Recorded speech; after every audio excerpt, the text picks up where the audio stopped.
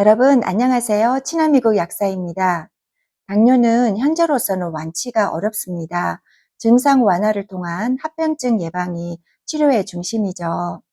반면 당뇨 전 단계는 완치라는 그런 용어를 쓰기는 조심스럽지만 적극적으로 대처하면 당뇨로의 진행을 막을 수 있습니다. 현실적으로 당뇨 전 단계인들을 위한 치료 전략이 다소 미흡하다고 보는데요.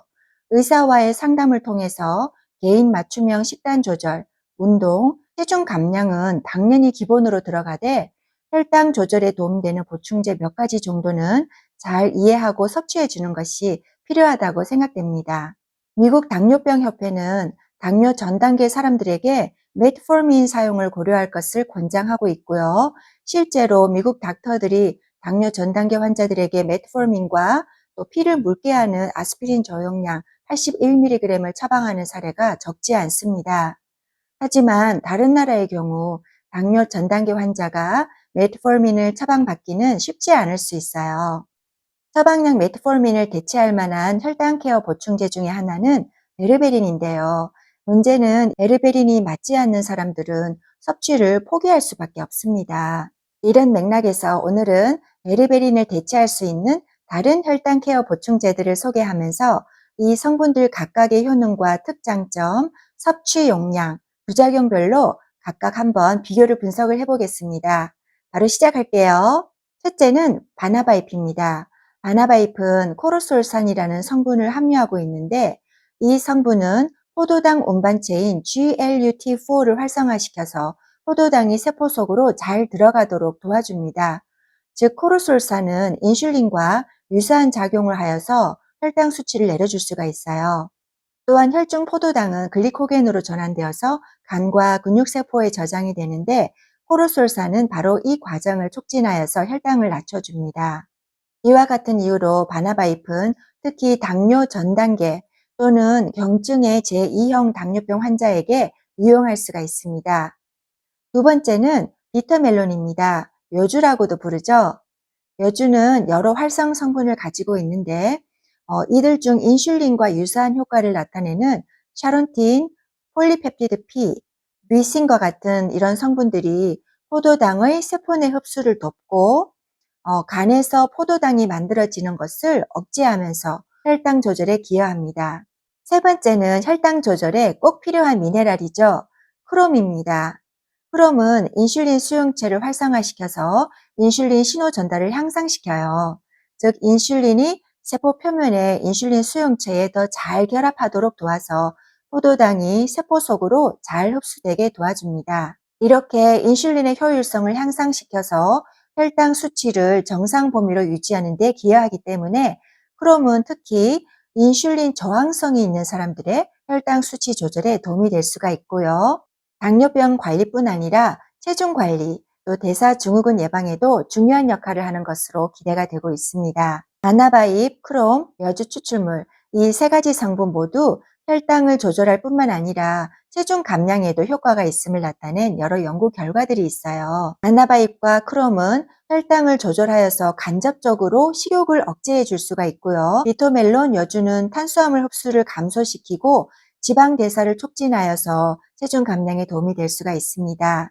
이 세 가지 성분들에 대한 공식적인 권장 용량은 없지만 연구에서 사용된 용량을 참고하자면 크롬은 혈당 조절을 위한 연구에서 하루 200에서 1000 마이크로그램이 사용되어졌고요.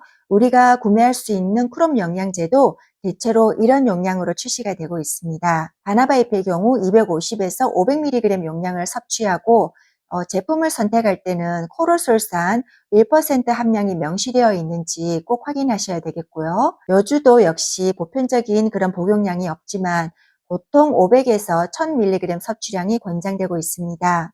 이 성분들은 모두 우려될 만한 부작용이 거의 없다는 것이 장점이지만 당뇨병 치료제를 이미 복용하고 있을 경우 저혈당 위험을 방지하기 위해서 이들 보충제를 복용하기 전에는 의사와 상의하여서 약물 상호작용을 미리 대비하는 게 좋습니다. 예를 들어서 바나바잎을 섭취할 경우 사용하는 인슐린 용량을 좀 더 줄이는 등 투약에 있어서 어느 정도의 조율이 필요할 수도 있어요. 혈당 수치를 지속적으로 모니터링하는 것도 반드시 병행되어져야겠고요. 크롬의 간, 신장 손상 우려에 대해서 잠시 짚고 넘어가겠습니다.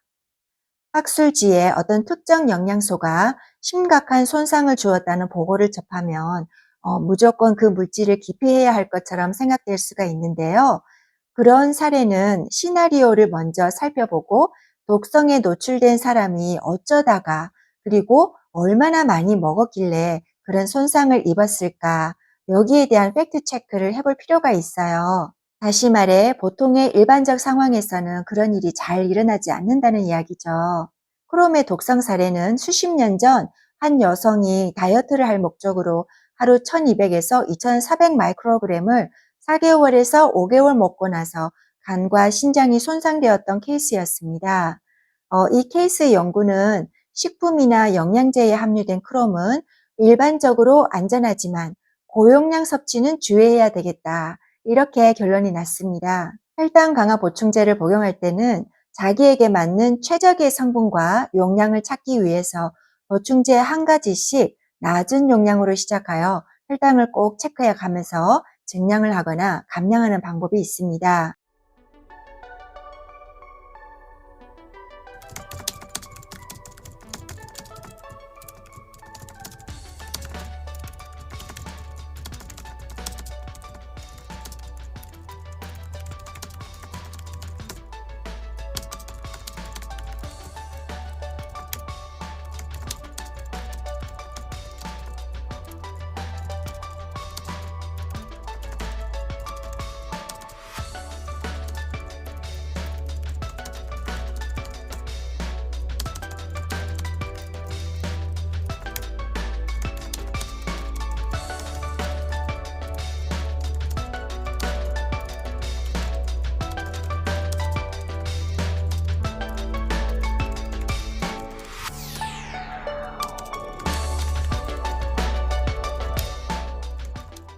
결론적으로 당뇨 전 단계 관리는 맞춤형 접근이 필요하고요.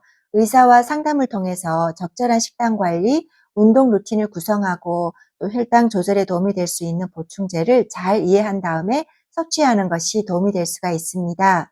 그리고 다시 한번 강조를 하겠지만 혈당 강화 보충제는 자기에게 맞는 용량을 찾고 안전한 섭취를 위해서 담당 의사와 상담하면서 지속적인 모니터링을 하는 것이 중요합니다. 네, 오늘 영상은 여기까지고요. 다음 영상에 또 여러분 찾아뵐 때까지 모두 건강하게 잘 지내세요.